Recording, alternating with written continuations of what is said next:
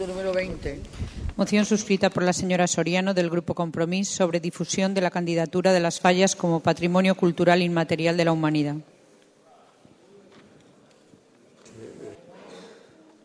Gràcies, senyora alcaldessa. Senyores i senyors regidors, començo la meva intervenció llegint dos paràgrafs. El primer correspon al programa electoral del Partit Popular, on diu: Nuestro objetivo es obtener el título de Patrimonio Cultural Inmaterial de la Humanidad, que otorga la UNESCO como paso previo al planteamiento de nuevas metas culturales, econòmiques i sociales de la Fiesta de las Fallas. El segon li correspon i que a la UNESCO, que en la qualificació de Patrimoni Cultural Immaterial és en la seva justificació de necessitats es posa que els processos de globalització i de transformació social creen, d'una banda, les condicions propícies per a un diàleg renovat entre les comunitats, però també comporten greus riscos de deteriorament, desaparició i destrucció del patrimoni cultural immaterial, sobretot a causa de la manca de recursos per a salvaguardar-los. Tot això de salvaguarda consistirà, en gran mesura, a reforçar les diverses condicions materials o immaterials que són necessàries per a l'evolució i interpretació contínues del patrimoni cultural immaterial, com també per a la transmissió de les generacions postures. En aquests dos posicionaments, per una banda es veu el model del Partit Popular, en el qual veu la candidatura com a patrimoni que de la humanitat com un nou gran esdeveniment per a la ciutat, mentre que la UNESCO lo veu com una necessitat i que per a poder mantindre aquest patrimoni. En la comparació, Compromís es marca en la línia que de la UNESCO. Més enllà d'aconseguir la declaració, és difondre els valors culturals i patrimonials de la Festa de les Falles, entre el col·lectiu faller i entre el conjunt de la societat valenciana. Este pas s'ha de donar abans de la declaració i no després, tal com es posen vostès al seu programa electoral. Y lo que me da la impresión, y creo que lo ha dicho usted, en la última intervención,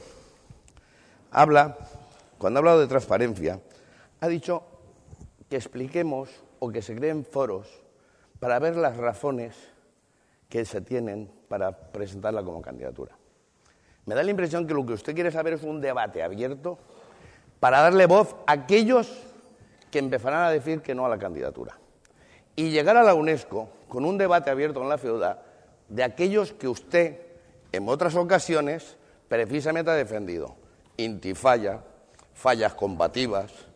No me diga usted eso. Usted las ha defendido en sus páginas web. Han sacado imágenes de una fallera con un Kalashnikov y las han defendido y las han puesto ustedes en su página web. Esa es la intención de esta moción.